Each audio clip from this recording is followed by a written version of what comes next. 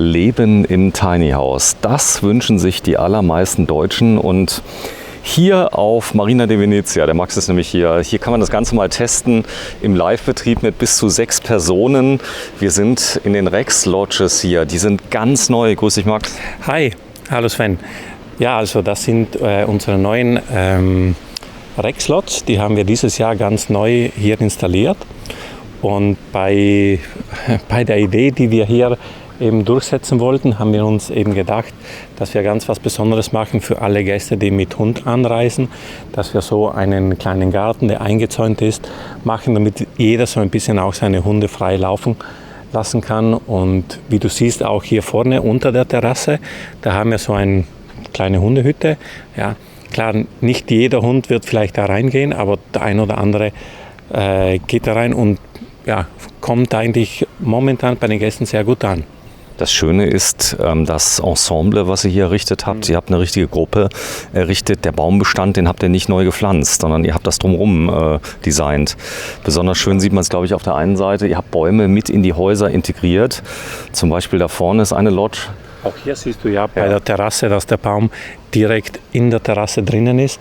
Für uns ist das schon wichtig, weil solche Bäume, die seit so vielen Jahren hier fest sind oder auch hier nebenan, für uns ist das wichtig, dass die beibehalten werden. Denn das sind irgendwo ein Kapital vom Campingplatz und dass wir die einfach hier abreißen, um neue Mobilheime hinzusetzen, das finden wir nicht gut. Deswegen, es wirkt auch alles viel schöner, wenn es integriert ist und natürlich angelegt. Crippa Concept, ihr habt mehrere Partner, das ist ein Partner aus Italien, kommt hier aus der Nähe. Ich selbst wohne drin, ihr habt ein Belüftungskonzept gewählt, das Staunässe komplett verhindert. Also das ist ganz wichtig, du fühlst dich also nicht wie in einer Box, sondern ich sag mal, das hier sind entsprechend langlebige Materialien, aber du siehst, du hast hier so eine Art Kamineffekt, wo unten, ich sag mal, frische Luft angezogen wird und sich das Ganze dann nicht sammelt da drin. Dann das ist ein Riesenproblem bei solchen Konzepten. Du hast das Fenster vielleicht geschlossen wegen Stechmücken und fühlst dich dann komplett eingeschränkt. Das hast du ja nicht. Nee, eigentlich diese Rex Lodge und wie du gesagt hast, Crippa Concept, wir arbeiten eigentlich schon seit sehr vielen Jahren mit ihnen zusammen. Mittlerweile, wenn ich mich so richtig erinnere, müsste das eigentlich seit 2009, glaube ich, 2009, dass wir mit denen zusammenarbeiten. Und das Tolle eben bei ihnen war, man hat dort Ansprechpartner, die wirklich kreativ sind. Ja? Wenn du eine Idee hast, wenn du irgendetwas machen möchtest, dann kannst du mit denen drüber reden, ja? Und sie schauen, irgendetwas zu entwickeln. Von der Auswahl der Materialien, von auch den Farben der Stoffe drinnen, vom Layout, wie das eben aufgeteilt ist, 2 Bäder oder ein Bad. Sagen wir wollen da eigentlich immer Partner haben, die uns auch ein bisschen unterstützen, die auch eine Idee haben, etwas Innovatives zu machen und natürlich, dass es auch schön aussieht. Und ich glaube, hier haben wir schon eine ganz tolle Sache geschaffen, die vor allem für Gäste, die mit Hund anreisen, eine tolle Unterkunft darbietet. Ja, ihr habt das wirklich gut gelöst. Klimaanlage in jedem Haus mit drin. Ohne Klimaanlage in so einem Haus wird schon ganz schön stickig, muss man sagen. Das ist so, ich sag, natürlich Luxus, aber ihr könnt damit auch heizen. Das ist ein Vorteil. Das heißt, das sind Inverter-Klimaanlagen, ich sag mal Luft-Wärmepumpen mit drin, mit denen man in der Übergangszeit auch mal abends mal ein bisschen aufheizen kann. Das Ganze ist sehr umweltfreundlich. Das heißt, die Luft-Wärmepumpen ist ja im Moment ein Riesentrend. Ja, weißt du, wir sind ja von April bis Oktober eigentlich geöffnet und in der Vor- und Nachsaison, dort kann es auch schon mal ein bisschen kühler sein. Deswegen eben dieses System mit Inverter, dass wir hier eigentlich auch in der Vor- und Nachsaison, dass man dort heizen kann. Ja, und bei so einer Größe von einem Mobilheim, es braucht nicht viel. Ja. Auf der einen Seite, bis man es warm bekommt und auch bis man es kühl bekommt. Ja, deswegen der Vorteil ist von so einem Mobilheim, man kann sehr rasch eben die Unterkunft erfrischen bzw. heizen. Ja, hier sind 2 Bäume im Mobilheim. Das ist schon ein Aufwand gewesen. Also die ganzen Bauarbeiten, die Vorarbeiten, die Konzeption, hier müssen ja Leitungen gelegt werden, die Kanalisation muss ja erschlossen werden. Hier ist alles angeschlossen, wie beim richtigen festen Haus. Ja, absolut. Also hier hast du eine Unterkunft, die eigentlich wie zu Hause einen Kanalabschluss, Anschluss hat, Wasser, Warmwasser, Kaltwasser. Es ist im Grunde alles, es ist ein kleines Häuschen, ja, wie zu Hause, mit allem Komfort wie zu Hause. Auch die Küche haben wir so angelegt, dass man im Grunde genommen außer den Backofen, ja, weil das wäre ein bisschen zu viel gewesen, aber ansonsten... Ihr habt eine Mikrowelle drin, muss man sagen, die auch einen Grill hat, sodass man auch Sachen überbacken kann und so. Einzige, was fehlt, ist ein Toaster, ist mir aufgefallen. Okay. Ja. Toaster haben wir keinen. Gut. Toaster haben wir keinen, ist nicht schlimm, aber heute Morgen habe ich nämlich French Toast gemacht und die habe ich in der Pfanne gemacht. Ihr habt sogar einen kleinen Topf dabei, das werden wir gleich zeigen, um Eier kochen zu können. Da ist ein winzig, ich merke... Ich kenne nicht die ganze Ausstattung vom Bungalow. Aber sie ist fix und fertig, man kann einziehen, fertig. Ja, also man findet in so einer Unterkunft alles bereit, wie auch zum Beispiel, was sehr wichtig ist für die Gäste, die oft auch nachfragen, ja, ist die Bettwäsche schon inbegriffen? Ja, die Bettwäsche ist bei uns schon inbegriffen. Auch die Handtücher sind bei uns schon inbegriffen und wir setzen dann auch so ein kleines Starter-Set hinein, wo man zum Beispiel zum Duschen, ja, hat man so für Shampoo oder für eine Seife, so zum Starten des Urlaubs ist alles. Die kommen dabei. ja an und da waren sogar Nudeln dabei und Tomatensauce, weil du kommst du hast vielleicht noch nichts eingekauft, kommst abends. Meinem Sohn haben wir direkt mal die Nudeln gemacht und die Tomatensauce. Ihr kennt euch aus. Sagen wir so, das war eine Neuigkeit von diesem Jahr. Da haben wir bei bestimmten Mietunterkünften eben diese Produktion eben von lokaler Tomatensauce und von einer Pasta, die hier in der Gegend eben produziert wird, wollten wir eben so ein Starterpaket reinsetzen, um ein bisschen auch bevor der Urlaub beginnt oder sobald der Urlaub beginnt, eben diesen Wow-Effekt zu geben. Ja, ist euch gelungen. Was auch dabei ist ein bisschen Spülmittel ist dabei. Es ist ein bisschen, jetzt das Wichtigste hierbei ist, wenn wir uns gleich mal so ein Haus mal ganz genau angucken, sind die Duschen. Okay. Man kann den Hund nämlich abduschen. Mit beinhaltet sind 2 Premium-Liegen im Hundebereich am Strand. Ist bei den Lodges mit drin. Ist das korrekt? Ja, also es sind praktisch... In diesem Service von der Rex Lodge sind einerseits 2 Liegen direkt bei der Lodge inbegriffen, aber dann haben wir haben einen eigenen Hundestrand und einen eigenen Bereich, wo eben Mietliegen sind. Und dort sind eben für die Rex Lodge, für alle, die eben eine Rex Lodge mieten, auch Sonnenschirm und 2 Liegen inbegriffen. So, das hier könnte ja ein Beispieldorf sein für eine Community, die irgendwo auf dem Campingplatz lebt, die sagt, hey, es treffen sich 40 Leute zusammen, hier kann man das Ganze mal testen. Von den Raumgrößen her habt ihr diese ähnlichen Grundschnitte, habt ihr ja schon im Programm. Das heißt, das geht schon für bis zu, ich sag mal, 5 Personen optimal. Also wir berechnen eigentlich immer so eine Lodge, die ist 8,60 Meter mal 4 Meter breit und dann kommt noch die Terrasse dazu. Es sind 2 getrennte Schlafzimmer und insgesamt sind sie für 5 Personen konzipiert. Sagen wir glauben, dass so eine Unterkunft also maximal für 5 Gäste komfortabel sein kann. Ja, die Stellplätze sind direkt vor der Tür, das haben wir eben schon gesehen und was ich richtig toll finde, ist so die Konzeption. Es wackelt nichts. Das heißt, du hast ja oft im Wohnwagen so, einer geht mal nachts auf Toilette. Ihr habt 2 Toiletten mit drin. Ihr habt praktisch ein Master Bedroom, das werden wir uns gleich mal angehen. Also so ein Schlafzimmer für die Erwachsenen. Die haben eine eigene Toilette, ein eigenes Fensterchen für die Toilette mit drin. Das heißt also, wenn die Kinder auf Toilette gehen, dann wecken die nicht gleich direkt das ganze Haus. Ja.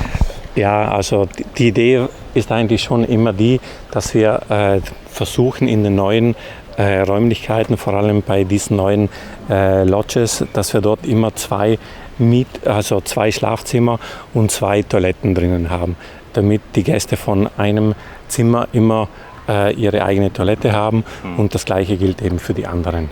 So, ihr habt Sprinkleranlagen eingebaut, nicht nur für die Pflanzen, die hier vorne drin sind. Das ist alles sehr aufwendig. Ihr habt Gärtner, die fast jeden Tag kommen, hier nach dem Rechten schauen, sehr aufmerksam. Dann habt ihr hier Sprinkleranlagen fest eingebaut. Das ist allerdings recycelt, das Wasser, muss man sagen. Es ist also kein Frischwasser, was ihr verwendet. Sagen wir so, also das Wasser, das wir hier benutzen, das können wir nicht, also es ist nicht recycelt, das kommt nicht von den Schwimmbecken, weil dort ist eben Chlor dabei, okay. Deswegen geht das nicht. Aber wir haben ein Wassersystem, wo wir eben das Wasser ganz tief vom Untergrund bekommen und eben es ist Wasser, das wir hier benutzen, um eben den Rasen grün zu halten. Okay, es funktioniert. Denn es gibt nichts Schlimmeres als zu lange Trockenheit. Wie willst du das denn auch bewässern? Das geht logistisch gar nicht. Ja. Also muss so gemacht werden. Und der Rasen ist deswegen so wichtig, weil der Hund ohne Rasen nicht macht. Ja, also der Rasen ist wichtig. Einerseits für den Hund. Wollen wir auch reingehen? Ja, können gerne mal reingehen. Du wirst gleich die Schuhe ausziehen, denn das ist bereits schon gemacht. Es wird auch gleich noch mal jemand reingehen, wird noch mal ganz kurz, nachdem wir drin wären, noch einmal nach dem Rechten schauen. Genau. Das ist mit drin. Rasen, großes Thema. Du wolltest was sagen? Ja, genau. Rasen. Also war für uns ein Thema. Sollen wir einen Kunstrasen machen oder sollen wir einen frischen Rasen, also einen normalen Rasen machen? Anfangs war eben so ein bisschen die Überlegung, ja, klar, der Hund wird auch irgendwo hinmachen und so. Das muss man dann, das hängt immer davon ab, eben von den Gästen dann, dass sie das, was eben das Unvermeidliche eben dann auch wieder aufnehmen und wegtun. Und wichtig natürlich grün, eben damit auch der Hund liegen kann, damit er auch irgendwo ein natürliches Ambiente hat. So, pass auf, wir gehen mal rein. Ihr habt einen Riesenaufwand betrieben, denn die Boxen, wenn die kommen, die sind ja freistehend. Bedeutet, es gibt ein Punktfundament hier unten drunter, dort sind die fixiert. Unten drunter ist Platz.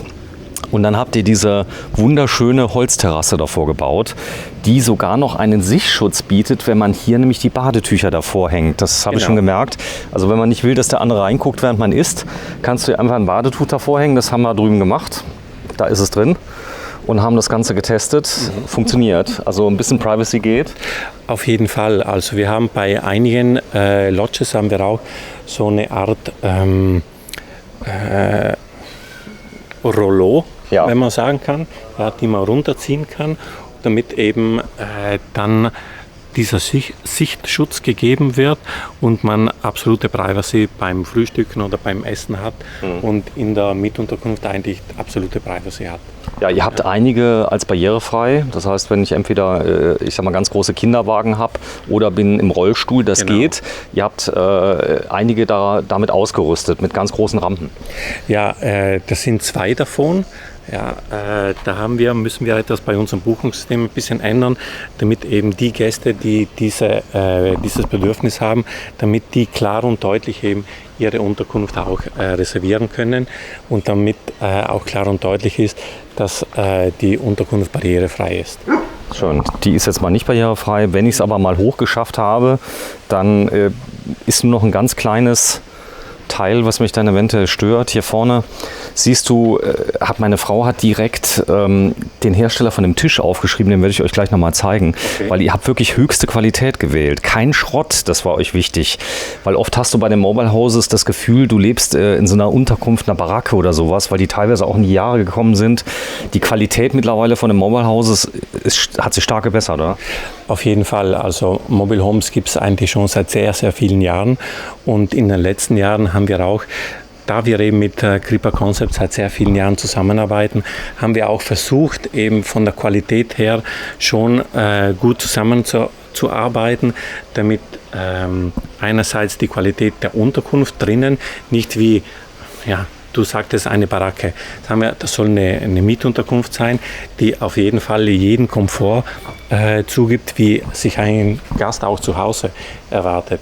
Das ist für uns wichtig und das wollten wir hier auch geben und deswegen auch die Möbel, die wir hier hergestellt haben, von den Liegen wie zum Beispiel den Tisch und die Stühle. Es muss irgendwie schon was qualitativ Hochwertiges sein, damit auch die Gäste dann das spüren, für das, was sie eben diese Unterkunft auch bezahlen, dass eben die Qualität auch gegeben ist. Absolut, hier vorne sieht man den Baum. Italiener sind gute Handwerker, schon seit mehreren tausend Jahren. Die haben das gut drauf. Und hier siehst du die Integration des Baumes hier in der Veranda. Das ist noch harmlos. Ihr habt Riesenbäume in die Verandas integriert. Ja, schau, also das ist auch eine italienische Firma. Die kommen aus der Toskana. Ja, das ist Elle Haus und die macht eben diese kreativen Terrassen hier. Es war auch ganz schön, wenn sie uns den Vorschlag gemacht haben, hier die Überdachung zu machen, damit wirklich alles safe ist, wenn es auch mal regnen sollte. Und dann mit diesem Sichtschutz ist es auch ein bisschen geschützt, wenn zu viel Sonne ist, dass man auch hier schön bleibt. Aber trotzdem kommt ein bisschen Licht durch, deswegen ist es nicht so dunkel. Und es ist angenehm, hier auch auf der Terrasse zu sitzen und hier mal Buch zu lesen oder vielleicht du, wenn du arbeiten musst, ja, mit PC hier eigentlich arbeiten kannst. Also ich sitze total gerne hier, weil erstmal musste ich schauen, als es anfängt zu regnen, ob es wirklich dicht ist, weil ihr habt es so gut gelöst, dass man dieses, ich sag mal, das Material, was so durchsichtig ist, was noch Sonne durchlässt, gar nicht sieht. Genauso hier, du kannst nicht zum Nachbarn gucken, du kannst zwar runter gucken, aber nicht hoch. Genau. Das ist natürlich ein netter Effekt. Das heißt, hier runter hast du die Freiheit, du kannst hier durchgucken, aber du siehst den Nachbarn nicht direkt in die Terrasse. Genau, das ist auch wichtig. Ich glaube, das ist vielen wichtig, oder? Die sagen ein bisschen... Ein bisschen Privacy, ein bisschen Abstand will man haben. Ja, man ist hier hast du dein eigenes Zuhause, deine eigenen 4 Wände und da willst du dich eigentlich wohlfühlen. Ja. So, ihr habt ein zentrales Schließsystem entwickelt, Licht ist auf der Terrasse drauf, hier vorne hast du WPC mit drin. Fühlt sich alles ganz hochwertig an und ich kann mir auch vorstellen, wenn Handwerker kommen, die hier einziehen, dass die sagen, das ist handwerklich gut gemacht. Außenstromanschluss habt ihr mit drin, den habe ich auch schon genutzt, dass man Notebook und sowas außen anschließen kann. Oder Ladegeräte fürs Fahrrad. Ja, eigentlich... Weißt du, in diesen Jahren haben wir auch immer wieder ein bisschen dazugelernt und dazugelernt auch dank der Bewertungen oder der Kommentare unserer Gäste, die hier eigentlich diese Mitunterkunft dann leben. Ja, und jedes Feedback, das wir bekommen, versuchen wir immer auch ein bisschen umzusetzen. Ja, es wird zuerst überlegt, geprüft, ja, ist das eine Sache, die machbar wäre? Ja, was bereitet das eben auch für uns? Seitenkosten bzw. Aufwand, ja, um etwas sauber zu machen oder um etwas zu installieren. Aber wenn alle Überlegungen abgeschlossen sind, dann klar, wenn wir es machen können, dann auf jeden Fall. Ihr habt ein zentrales System, das ist ganz neu. RFID-Cards habt ihr im Einsatz der neuesten Generation. Ich habe es mir mal ausgelesen. Sie sind relativ fälschungssicher, muss man sagen, der Aufwand, den du, glaube ich, betreiben musst. Es ist aber auch so, ich habe hier das Gefühl, der eine Nachbar guckt so ein bisschen auf den anderen.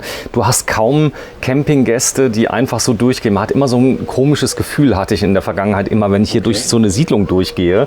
Weil das ist ja offen, das ist ja frei, hier darf ja jeder durchgehen. Ja. Aber komischerweise, die Leute vom Platz gehen so durch und man fühlt sich schon direkt beobachtet. So ging es mir in der Vergangenheit immer. Okay. Das heißt, hast immer das Gefühl gehabt, da guckt einer, kenne ich den? Weil es ist so eine kleine Gemeinschaft. Oder? Du, im Grunde genommen, das ist so eine kleine Wohnsiedlung, ja, wo jeder im Grunde genommen auf den anderen schaut. Ja, und wenn man sich kennt, dann ist auch auf der einen Seite natürlich auch Rücksicht auf den Gast nebenan, aber auf der anderen Seite auch die Sicherheit. Ja, du kennst den Nachbarn, ja, und dann kannst du eigentlich so gut wie ohne auch die Tür zu schließen von Haus gehen. So, hier vorne hast du ein elektronisches Schließsystem. Halt's mal bitte dran. Okay. Die Haupttür wird geöffnet durch Dranhalten. Muss, glaube ich, zweimal machen. Wobei jetzt ist es rot geworden. Ah, siehst du, du darfst nicht mehr rein, Massimo. Ich darf nicht rein. Es ist schon offen. Aber es ist offen. Sehr schön. Wir haben es eben aufgemacht. Das ist ein blickdichter Vorhang. Mein Sohn hat schon gefragt, kann man da durchgucken? Nein, kann man nicht. Er lässt aber Luft durch. Das ist schon, habe ich schon getestet. Okay. Dann kannst du das komplett öffnen. Dann ergibt sich dann dieser Riesenraum mit Sofas. Da will ich euch gleich auch nochmal einen Trick verraten bei dem Sofa.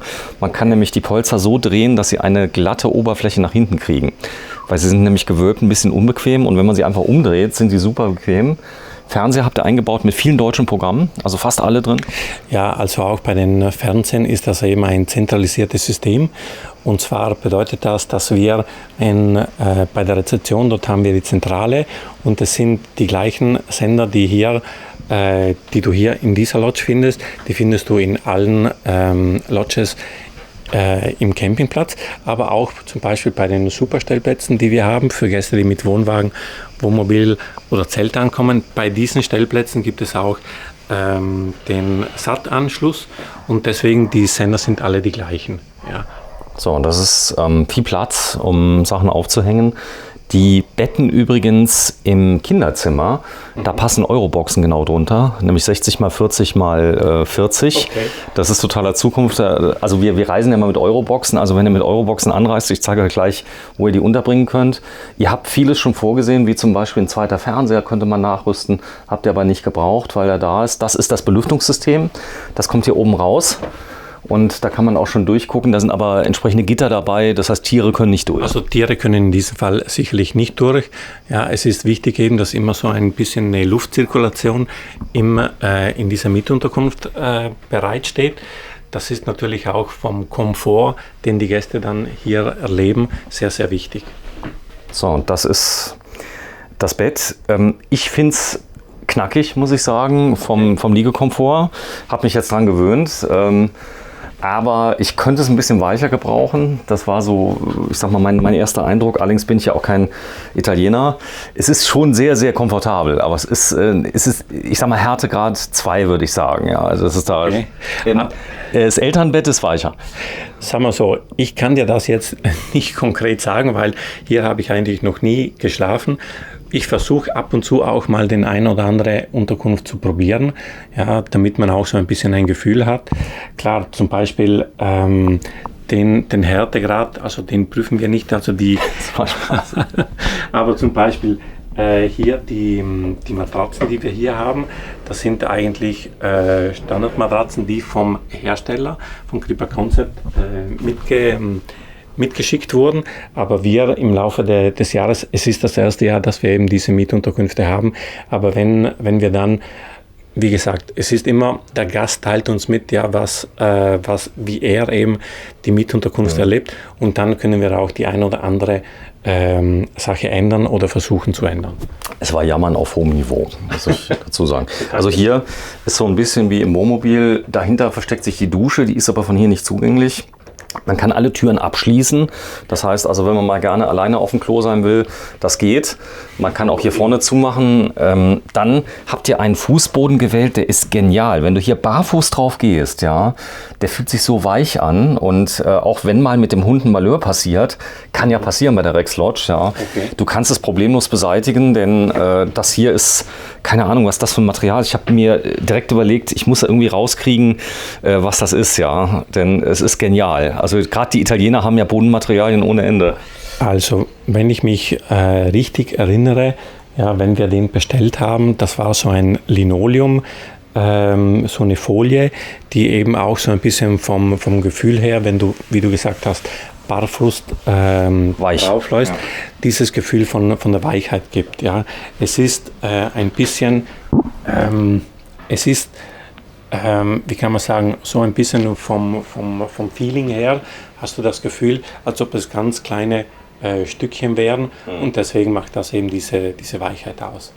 Das sind so Kleinigkeiten, die mir direkt klar, wenn jetzt Leute sagen, ey Sven, bitte mal aufs Wesentliche beziehen, aber ihr habt wirklich an alles gedacht. Also ich stand da, es fängt an, Flaschenöffner ist dabei, das hier ist das Welcome-Paket, was ihr habt? Genau, das ist dieses Welcome-Paket. Ist nicht in allen Mietunterkünften drinnen, aber hier ist zum Beispiel diese Salsa di Pomodoro, eine Tomatensauce. Und dann haben wir hier eben auch eine Pasta, die eben auch grünes Label, wo haben wir das? Hier, deswegen von der Region und auch biologisch angebaut. Bio.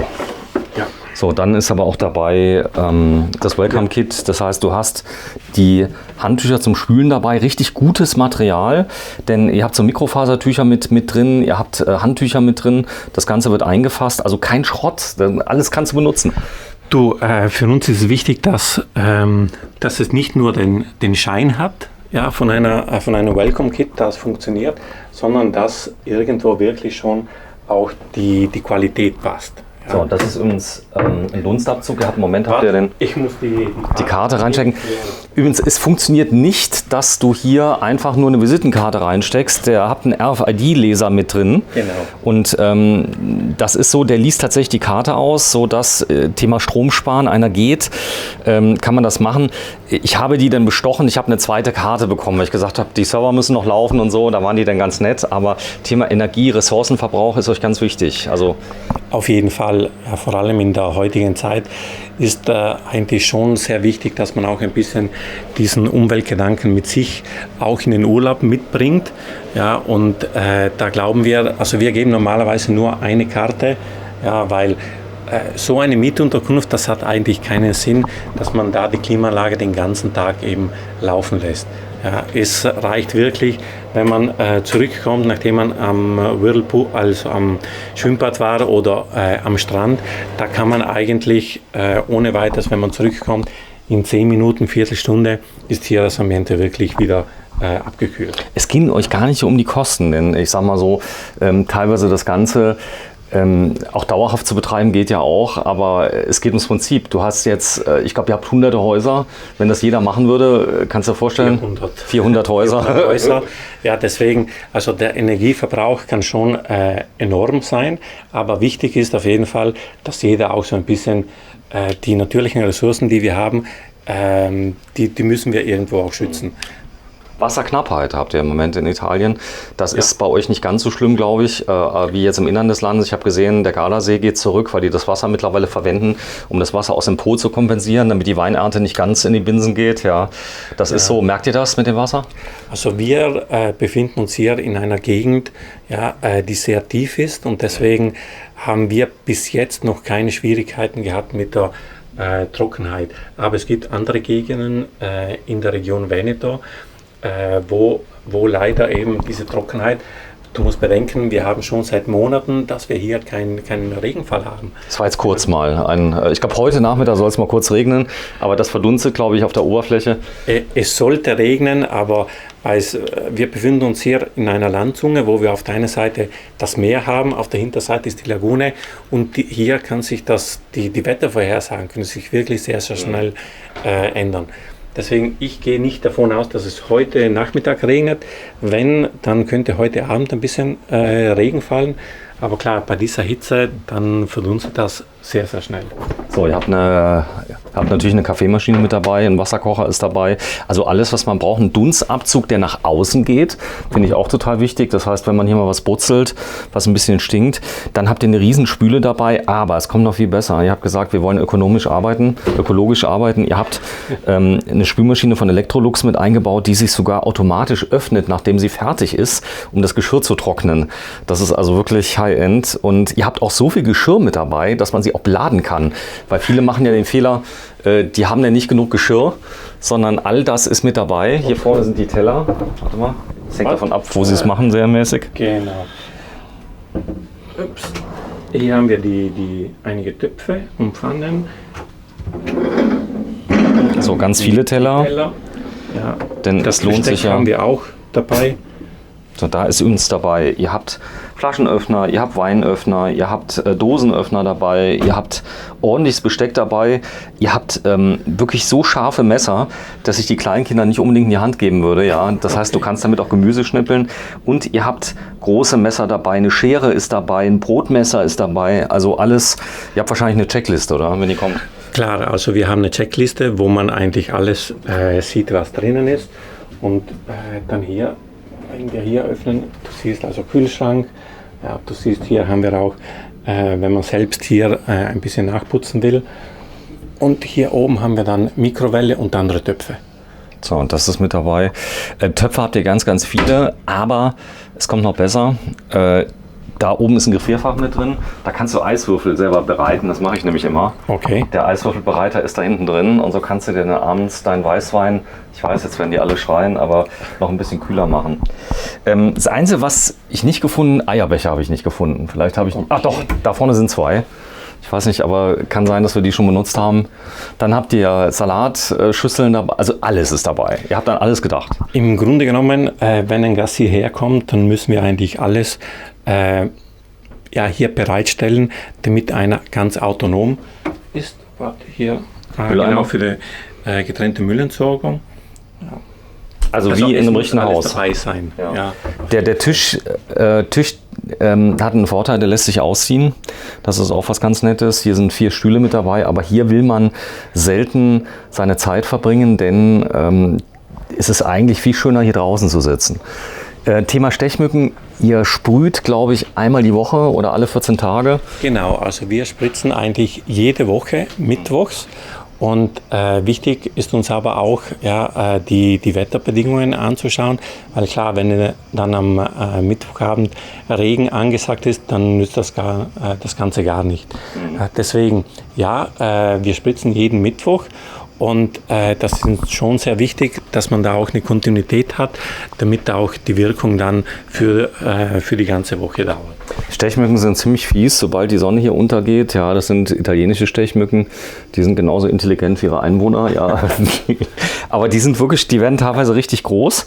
Und ihr verkauft aber diverse Mittel, um sie loszuwerden hier auf dem Campingplatz. Unter anderem Sprays, die bei mir ganz gut wirken. Das ist das Bad. Genau. Da hast du auch was Schönes, was mir gefällt, indirekte Beleuchtung. Also Cripper Concept hat wirklich nirgendwo gespart. Ich zeige das mal gerade, da ist es. Sodass man sich auch ordentlich schminken kann als Frau.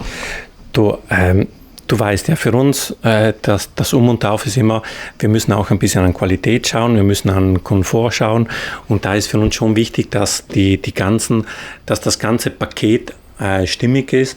Und klar, wenn wir uns dann mit bestimmten Partnern eben zusammensetzen und so etwas, ein Projekt machen, dann ist uns auch wichtig, dass der Partner auch gute Ideen hat, die wir umsetzen können, und man muss irgendwie auch an das Gesamte denken. Bidet finde ich ganz wichtig für kleine Kinder als Waschbecken. Nee, Spaß beiseite. Es ist halt in Italien typisch, ja, dass man in einer Toilette auch ein Bidet dabei hat. Ja, ist vielleicht in anderen Ländern nicht so üblich, aber in Italien, und das setzen auch die Gesellschafter sehr großen Wert drauf, dass wir auch ein Bidet dabei haben. Der Italiener, habe ich gehört, im Sommer wechselt der jeden Tag die Bettwäsche. Das machen die Deutschen, glaube ich, nur alle 4 Wochen. Jetzt werden alle schreien und werden sagen, so ein Quatsch, ich wechsle die jeden Tag. Aber stimmt das eigentlich? Also Sven, jeden Tag nicht. Ja, aber öfter, das wäre öfters, oder sagen wir, 1-2 Mal in der Woche, das kann möglich sein. Die Deutschen, du kennst das, teilweise 4 Wochen in einer Bettwäsche. Und dann, echt? Ja gut, Nee. man hat ja in Deutschland die Unterhosen auch. Nee. Nee, die ziehen wir jeden Tag neu an.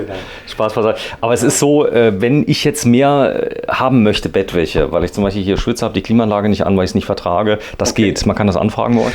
Genau, also man hat da zum Beispiel in so einer Mietunterkunft, wenn man 7 Tage bucht, hat man praktisch alles inbegriffen. Ja, wenn jemand zwischendurch mal eine neue Bettwäsche hat, dann kann er sich einfach an die Rezeption wenden und wir wechseln dann die Bettwäsche. So, und das ist übrigens auch ein Bett.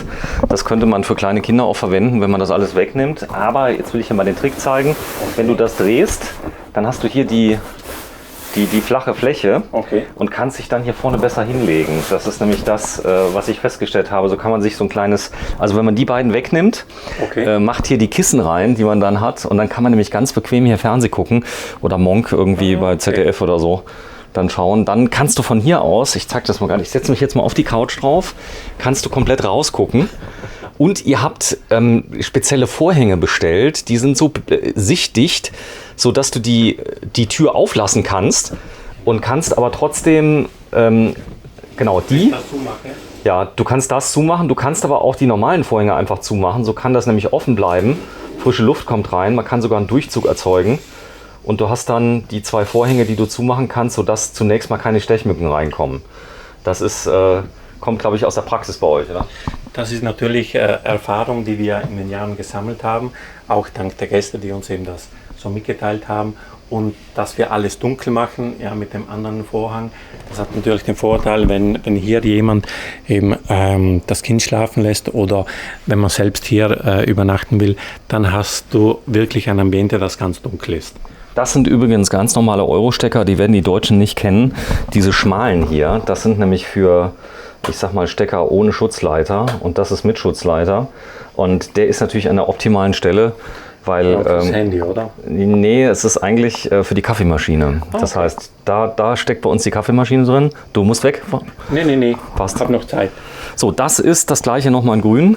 Das sind übrigens die Abstellmöglichkeiten für die Euroboxen. Das heißt, wenn ihr das übliche Maß 40 x 60 x 40 habt, passen die genau hier drunter durch und dann kann man sie einfach abstellen. Also nehmt ruhig alles in Euroboxen mit, mein persönlicher Tipp. Dann habt ihr oben das Bett mit Licht drin. Das heißt also, das obere Bett hat Licht. Das Einzige, was ich ein bisschen unangenehm finde für Erwachsene, ist die Stufenbreite. Denn wenn du da barfuß hochgehst, das ist so ein bisschen Ayurveda. Sagen wir so, wie nennt man das? Wo du mit den Füßen im Wasser laufst, so ein bisschen relaxed. Nee, aber Spaß beiseite. Klar, ganz oben wäre das eigentlich nicht für Erwachsene gedacht, sondern eher für Kinder. Mhm. Ja. Das Ganze hat eine Stahlunterkonstruktion. Ich habe mir schon dreimal überlegt, kommt das jetzt auf mich runter? Dann habe ich mich mal dran gehangen. Nee, da passiert nichts. Das ist also, ich sag mal, die Leute haben es drauf in Gripper, oder? Weil es ist ja genau unterm Kopfkissen. So, wir arbeiten mit Gripper schon seit sehr vielen Jahren und da ist uns eigentlich noch nie etwas passiert. Also wir gehen normalerweise auch immer ins Werk und schauen uns dann, wenn die ersten eben schon gebaut wurden, schauen wir uns die Konstruktion an, damit wir auch eventuell, wenn uns was auffällt, was wir vergessen haben oder so, dass wir da eventuell noch nachrüsten können für die anderen Unterkünfte. Ihr habt die Möbel nicht aus Holz gebaut, sondern ein spezielles Material, was im Krankenwagenbau verwendet wird, ein Verbundmaterial, das so unglaublich widerstandsfähig ist, dass du das, glaube ich, in deiner Zeit, wo du hier bleibst, nicht kaputt kriegen wirst. Ja? Es ist wirklich für die Ewigkeit gebaut, trotzdem zeitlos. Ihr habt wenig Holztöne hier drin. Also das Ganze hat so praktisch italienischen Chic. Das kann man bestellen bei Gripper, kannst du haben, wie man will? Genau, also bei Gripper kannst du alles oder sagen wir sehr viele Details selbst eben, bestellen. Ja, und willst du die Wand ein bisschen, mach ich zu? Ja, mach mal zu. Okay. Nur mal sehen. So, da kann man zumachen, hier kann man auch abschließen. Das Kind kann übrigens abschließen und das Elternteil kann von außen wieder aufmachen. Das ist ganz interessant, denn es ist ähnlich wie auf einer Toilette, kannst du mit einer Münze wieder öffnen. Kannst du wieder öffnen. Ja, das ist uns schon wichtig. Aber hier, wie du siehst, die verschiedenen Farbtöne, also da kann man wirklich alles aussuchen, auch von den Vorhängen und so kannst du die Dicke bzw. die Farbe auswählen, auch von der Polsterung, vom Sofa hier.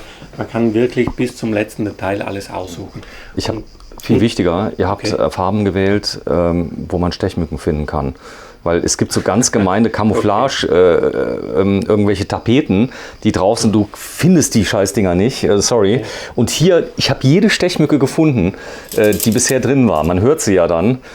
Aber es ist euch wirklich gelungen, ihr habt tolles Design. Dankeschön. Ja, klar, die Wahl von der Farbkombination und so, die wird eigentlich immer vor Ort bei Gripper entschieden, weil die haben die ganze Palette von verschiedenen Farben und wenn du das zusammenlegst, dann musst du natürlich so ein bisschen das Gefühl haben, das haben normalerweise die Frauen eher mehr als wir Männer und deswegen kommt auch die Geschäftsführung normalerweise mit und die wählt dann direkt eben die Farbkombination aus. Jetzt bin ich ja oft genug ins Wort gefallen. Leute schreien mir immer, mach das nicht. Was ist deine Aufgabe hier, Max? Was, ich sag mal, machst du so den ganzen Tag hauptsächlich? Sagen wir so, in den Jahren hat sich die Arbeit ein bisschen geändert. Ja, anfangs war es im Grunde genommen rein Gästebetreuung, Feedback von den Gästen einholen, Problemsituationen versuchen zu lösen und so weiter. Es kommt in den Jahren dann immer mehr Marketing dazu, Verträge zu bearbeiten, auch Koordination von bestimmten Bereichen. Also es ist wirklich ein 24-Stunden-Job fast, ja, aber das schafft ja keiner oder nur wenige oder nur ein Roboter. Deswegen sagen wir, ich versuche hier eigentlich als Client Manager für das Wohlergehen der Gäste eben zu arbeiten. Und da habe ich ein sehr gutes und eingespieltes Team, die mich da unterstützen. Ich habe vielleicht schon in einer anderen Folge gesagt, dass wir jede Bewertung eben uns anschauen, dass wir die auch immer beantworten, dass wir die ganzen Fragebögen durchchecken und dort eben sehen, welche Aspekte die Gäste eben gut finden, welche eventuell weniger oder verbesserungsbedürftig. Und das ist uns dann auch wichtig, mit den Mitarbeitern zu klären, beziehungsweise dann auch mit der Geschäftsleitung. Ja. Also was ich total toll finde, ist, weil die Leute werden ja dann die Preise gucken in der Hochsaison, das hat seinen Preis, aber wenn du überlegst, dass du hier mit 5, 6 Leuten anreist, du hast alles inklusive, klar, Essen kaufen musst du auch noch, da ist die Strandliege mit drin und zwar nicht nur irgendeine, sondern Premium, Premium, Premium.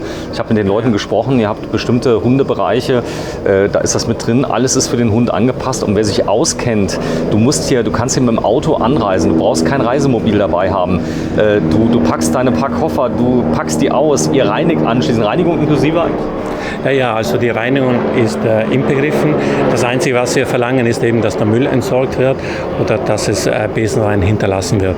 Aber dann, jede Mietunterkunft wird bei jedem Wechsel neu gereinigt, damit wir eben auch vom Besteck, von den Tellern und von den Töpfen, es wird alles von vorne wieder gereinigt.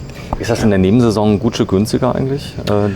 Ja, also Vor- und Nachsaison, das sind eigentlich die Mietunterkünfte schon wesentlich günstiger.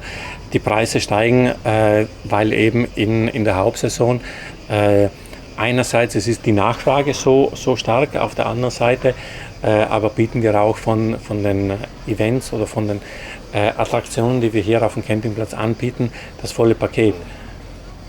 Max, wir haben ganz viele Kommentare bekommen auf unsere neuen Filme, wo drauf steht, oh, riesen Campingplatz hätte ich nie in Betracht gezogen, aber jetzt, wo ich sehe, ihr seid so ein bisschen wie Berlin.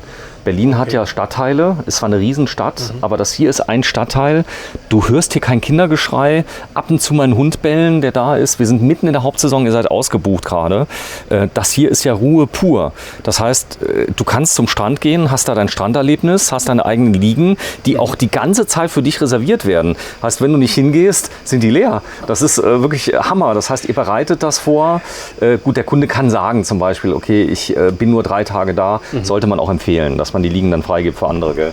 Also es wäre natürlich hilfreich, ja, aber die Liegen sind natürlich inbegriffen im Preis und deswegen, wenn jemand sagt, ja, heute habe ich keinen Bock in der Früh am Strand zu gehen, ich gehe ins Pool, dann bleiben die trotzdem am Vormittag frei, weil der Gast kann dann immer noch entscheiden, ja, ich will zum Mittag raus oder ich will am Nachmittag raus. Luxus, sage ich nur.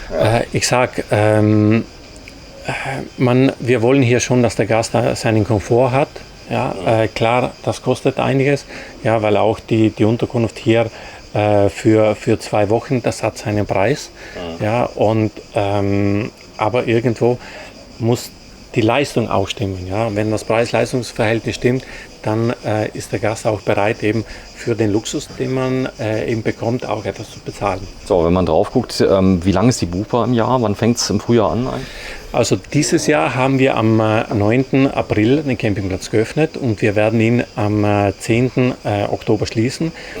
Nächstes Jahr, dort werden wir am 1. April öffnen und bis zum 9. Oktober geöffnet sein. Und das Buchungsportal aller Mietunterkünfte öffnet am 12. Dezember 2022 und dort kann man eigentlich diese Rex Lodge bzw. andere Mietunterkünfte direkt von unserer Homepage buchen. So, ihr habt nicht nur eigene Mietunterkünfte, ihr habt auch Partner hier auf dem Platz, die haben wir gezeigt. Also die sind auf der anderen Seite unter der Unterführung durch. Habt ihr ganz viele Partner stehen. Das Thema Häuser ist aber bei euch nicht im Hauptfokus. Immer noch Camping und Stellplätze, das hast du mir gesagt. Genau. Bitte geht hin, rechnet das hier durch. Das hier ist wirklich, finde ich, Camping-Luxus. Wer also mal ein Tiny House auch mal selbst erleben möchte, sagt, komme ich damit klar. Der hat hier die Möglichkeit, wirklich das Ganze mal anzutesten. Und ich kann euch sagen, so viel Freiheit, die Kinder können hier raus. Hier ist kein Verkehr zugelassen, die Autos fahren Schritttempo. Das ist ein Erlebnis, gönnt es euch einfach mal, wenn ihr das Geld habt und dann noch natürlich auch einen Platz kriegt. Ja, das ist auch das Thema. Ja. Klar, du weißt, also der Campingplatz ist sehr groß. Das Interesse auch zu uns zu kommen ist sehr groß. Wir versuchen natürlich immer eine Top-Qualität anzubieten, auch vom Unterhaltungsprogramm und von den verschiedenen Attraktionen am Campingplatz. Das haben wir, einige sagen uns, wir haben das beste Eis der Welt, das ich eben so lesen kann aus den Bewertungen. Und ich muss sagen, jeder Pächter, egal von der Pizzeria, vom Zeitungsgeschäft, vom Bazar, von den Modeartikeln und so weiter. Also jeder versucht hier in seinem kleinen Geschäft das Beste draus zu machen, um eben den Gästen hier diesen 5-Sterne-Urlaub anzubieten. Und wie gesagt, wir selbst gehen ja auch früher oder später mal im Urlaub und auch wir möchten uns etwas gönnen und deswegen versuchen wir uns auch in diese Idee zu versetzen, die der Gast hat und die der Gast will. Wenn ich im Urlaub komme, dann muss ich entspannen, da muss ich mir auch etwas gönnen. Ich arbeite ja das ganze Jahr durch, deswegen will man im Urlaub sich auch etwas mehr gönnen. So, last but not least das Thema Internet. Ihr habt, ich glaube, 1000 Repeater hier aufgestellt. Ihr habt ein besonderes Internet, das nennt sich VIP. Das ist hier im Preis inklusive. Wie viele Leute dürfen denn ins VIP rein, wenn das Kind jetzt auch ein Handy hat zum Beispiel? Sagen wir so, wenn jemand hier so eine Mietunterkunft reserviert, es ist für 5 Personen eben reservierbar und hier bekommt man 5 WLAN-Codes. Jede Person hat seinen eigenen WLAN-Code und der funktioniert eigentlich mit Username und Passwort direkt für ein Device. Der funktioniert am ganzen Platz, sogar am Strand. Also das ist nicht nur so, nicht nur hier im Haus, sondern ich kann rumgehen, ich kann das Handy mitnehmen, geht für ein Device und ihr habt in der Anleitung reingeschrieben, glaube ich, 15 Minuten abmelden und nach 15 Minuten kann ich mich auf ein anderes Device anmelden. Genau, das ist so, wenn jemand eben mehrere Devices hat, Smartphone oder Laptop und das haben wir hier vielleicht an der Mietunterkunft, will er den Laptop benutzen. Übrigens mit dem Wi-Fi VIP-Code hast du auch die Streaming-Dienste inbegriffen. Ja, deswegen kannst du hier auch einen Film auf Netflix eventuell anschauen. Und wenn du aber dann... Du meinst jetzt die Geschwindigkeit der Streaming-Dienste. Also Streaming-Dienst selber ist nicht mit drin. Nee, also da muss jeder schon selbst sein eigenes Netflix. Ja. Genau, sein eigenes Netflix oder Sky oder was auch immer muss er schon haben. Also sein Abo muss er haben. Aber dann, wenn er sich hier am Stellplatz an der Unterkunft abmeldet, ja, und dann das Smartphone benutzen will, das funktioniert nicht sofort, sondern man muss eine gewisse Zeit warten. So 10, 15 Minuten raten wir normalerweise warten und dann kann man eben User-ID, Username und Passwort nochmal eingeben und dann kann man auch auf dem Handy. Vielleicht auch noch erwähnenswert für viele, die sich ein bisschen auskennen, man muss nicht jedes Mal neu eingeben. Ich habe es einmal mich angemeldet und der erkennt mich automatisch, dass ich es bin und es nervt nichts mehr als das. Ja. Und dann, so Max, ich bin ganz beeindruckt. Ihr habt ein unglaubliches Geld investiert in diese Lodges. Allein der Bau, der hat wirklich die Handwerker beschäftigt und ihr habt die besten Materialien gewählt und das alles sollte man, glaube ich, mit einbeziehen, wenn man den Preis hier berechnet. Gerade in der Nebensaison ist es eigentlich günstig. Wenn du hier mit 5 Leuten anreist, hast vielleicht noch kleine Kinder, dann kannst du kaum noch billiger Urlaub machen, finde ich, weil das hier ist schon, klar, das ist immer noch, weißt du, das ist immer noch ein Tiny House, wo du hier drin bist, aber es ist auf wirklich gehobenem Niveau, finde ich schon, oder? Also für uns ist es wichtig, eben auch den Qualitätsstandard zu halten. Ja, und wir sagen klar, die Mietunterkunft muss Qualität geben, die Terrasse muss Qualität geben, aber auch das Umfeld draußen. Ja. Deswegen haben wir das eben so angelegt, dass man hier auch genügend Platz hat von einer Mietunterkunft zur anderen und auch vorne eben diesen Garten und so weiter. Das muss alles so ein bisschen zusammenpassen. So, ich lege es einmal zurück. Spiegel hat man jetzt auch ohne Ende. Da vorne ist der Spiegel. Guten Tag. Wir filmen heute übrigens am die Uhr 15. August 2022. Ja, wenn man das Ganze haben möchte, der Platz heißt Marina di Venezia. Habt keine Angst vor großen Campingplätzen.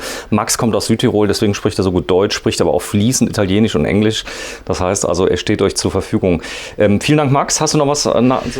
Ja, eigentlich heute, das ist der 15. August. Ja, und der 15. August, das ist in Italien eigentlich der Ferragosto, das ist ein Feiertag. Und da wird heute am Strand unten, haben wir viele Spiele eben mit den Kindern und auch mit den ganzen Gästen organisiert. Deswegen, wer hier ist, alle auf dem Strand und viel Spaß. Ja, es gibt uns auch Kinderbetreuung, ist inklusive für Kleine, für Große, für was weiß ich alles. So, tschüss Max, bis zum nächsten Mal. Ciao, ciao. Tschüss.